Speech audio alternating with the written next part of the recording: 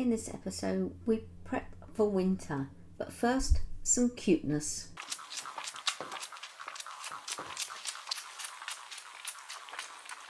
It's amazing the difference in size still between the two of them. He's up to 1 litre of milk a day, yet there's still considerable amount of size between the two siblings.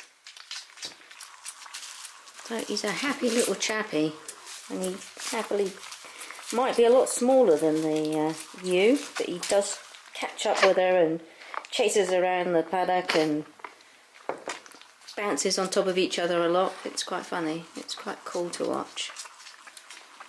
It makes getting up early and nighttime feeds quite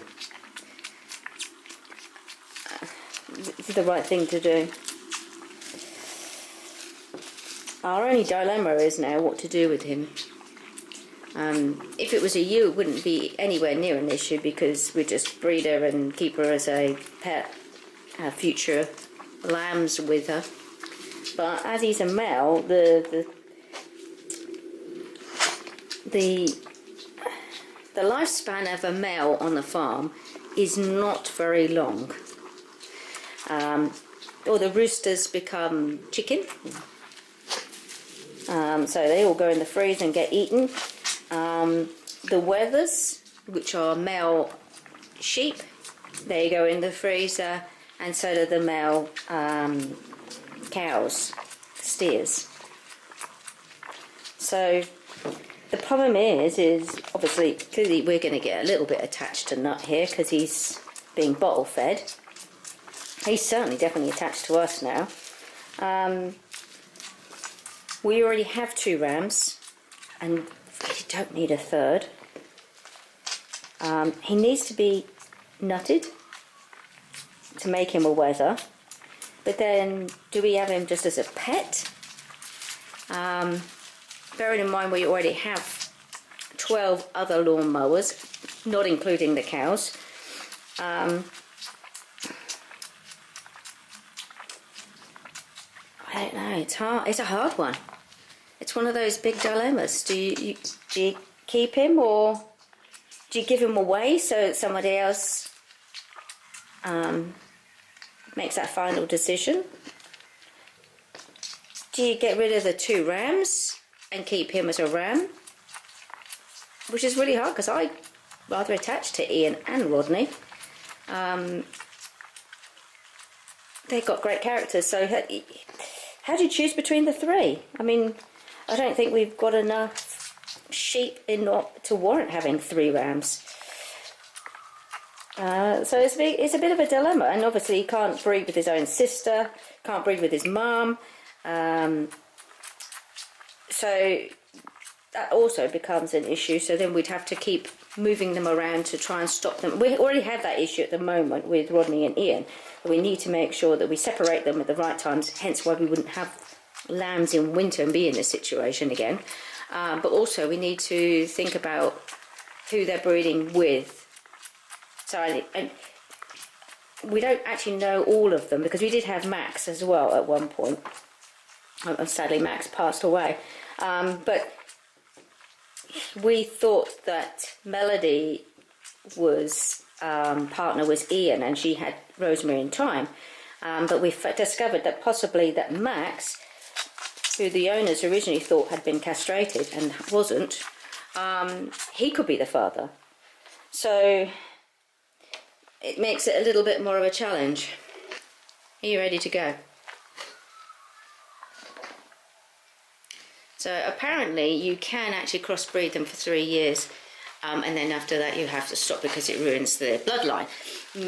I actually don't really want to do either of those things. I just would rather have it that we don't breed with siblings and parents at all, really. Obviously the chickens are a bit of an issue because that's how it is. Alright, let's get her out because she's desperately excited, aren't you, Melody? Alright, so we have the obligatory sheep nuts. That's our, it's like crack cocaine, I think, for sheep. They love it. So, what's the name? Well, you always like to stand behind the door. Right, okay, we know the routine. Let's go.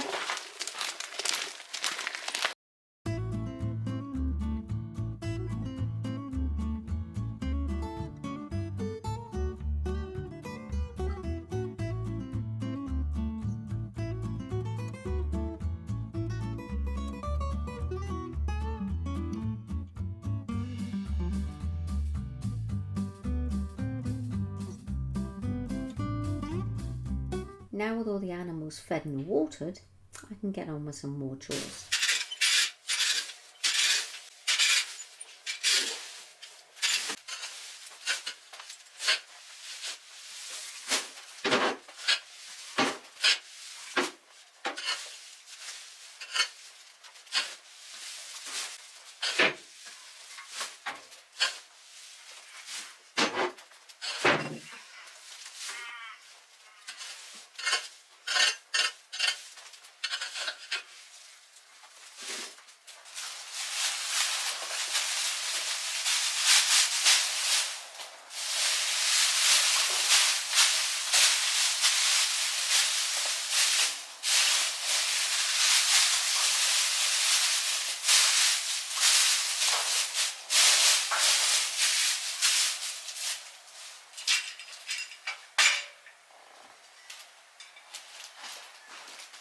Okay, another job done, all ready for when Melody comes in, because she likes to make a beeline for the box because then she gets some lucerne, and that's another great teaser for sheep.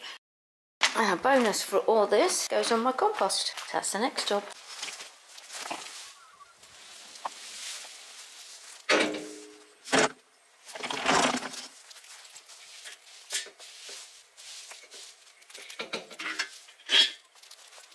With the chores done, now for some fun stuff. In a previous episode, we built our recycled firewood storage rack, but to get us through winter, we need to expand this to go along the whole of this shed wall. We removed all our recycled material out of the way, and that is when we discovered the labyrinth below. Luckily, by the looks of the tunnels, it's definitely rabbits and not what we did fear, which was wombats. But we need to come up with a plan to stop them digging back out or in, depending on where they are currently now. There are no eyes shining back, so as far as we can see, there isn't anybody at home.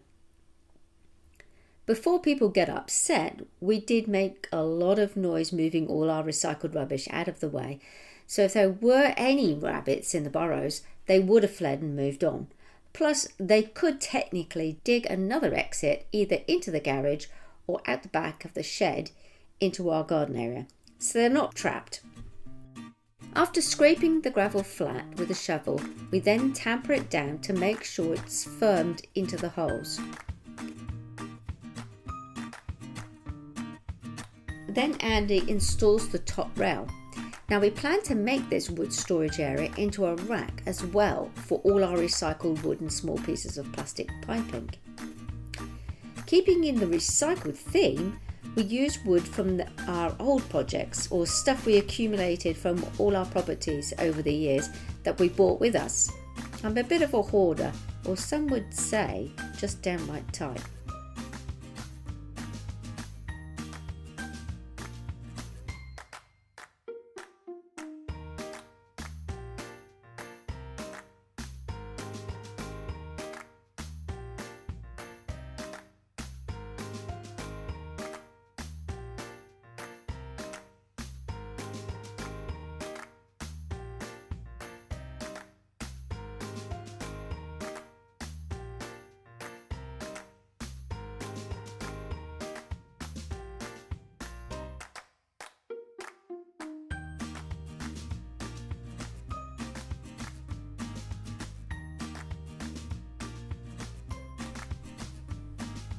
We place old cement tiles under the wood, A, to stop the wood rotting from the damp ground, but also to keep the upright wooden posts sitting level.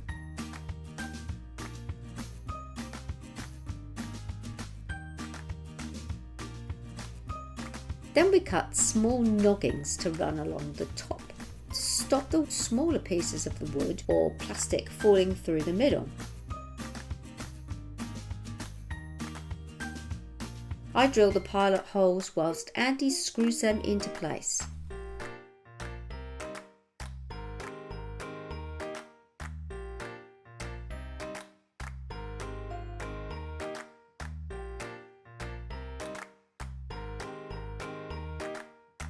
To combat the rabbits digging back under the wood stack, we placed metal sheeting on the bottom.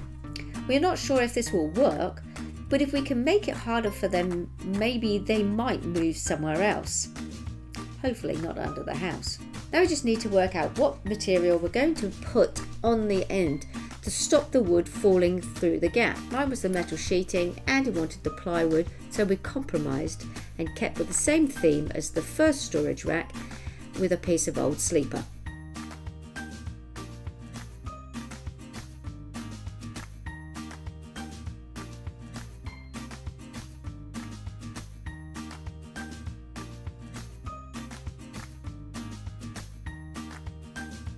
We braced the upright supports halfway along, stop them separating under the weight. Not that there will be anything really heavy on the rack. And we hammer in a rebar peg into the ground and secure it into place to stop the centre post slipping off the tile. Andy cut smaller noggins to use as a collapsible safety rails so all our recycled materials don't fall off the top.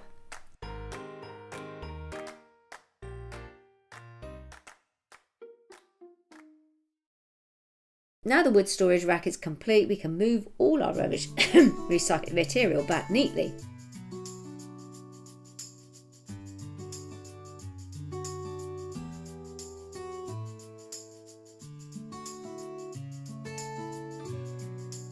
You don't realise how much stuff you accumulate over the years until you have to move it a couple of times.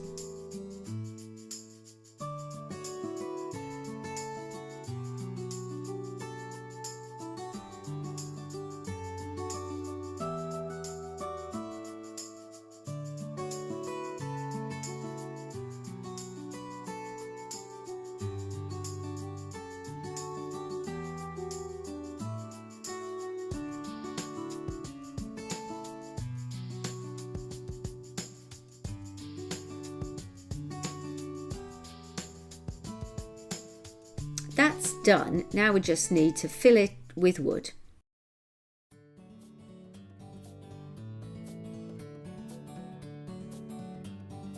You can see the size of these rounds. Luckily we have a lovely neighbour that has a wood chopper, which really saved our backs and chainsaw blades. He even gave us a hand chopping the wood, so a big thank you, John.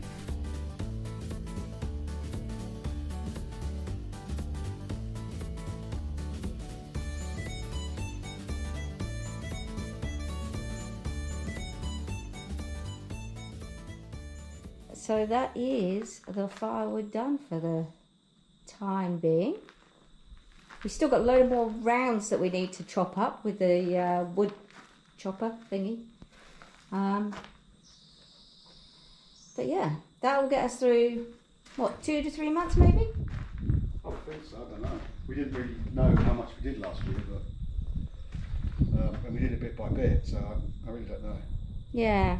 I don't think I did more than we've already, with that, there's probably that again down there. Yeah, there is. I don't think we would have used that much. Definitely not. I don't think so. Because I think we only had those, we had 2 pallets before, didn't we? And I think we only filled them up a couple of times, maybe 3. And we still had wood from last year. I guess it depends on how cold it is as well. Yeah, it does. They keep threatening snow, so who knows? Getting excited about snow. But it makes, this is so much more tidier now. It is quite nice how tidy this is. You can actually walk around the trailer. Oh, yeah, really pleased with that. So, time for a cup of tea, I think.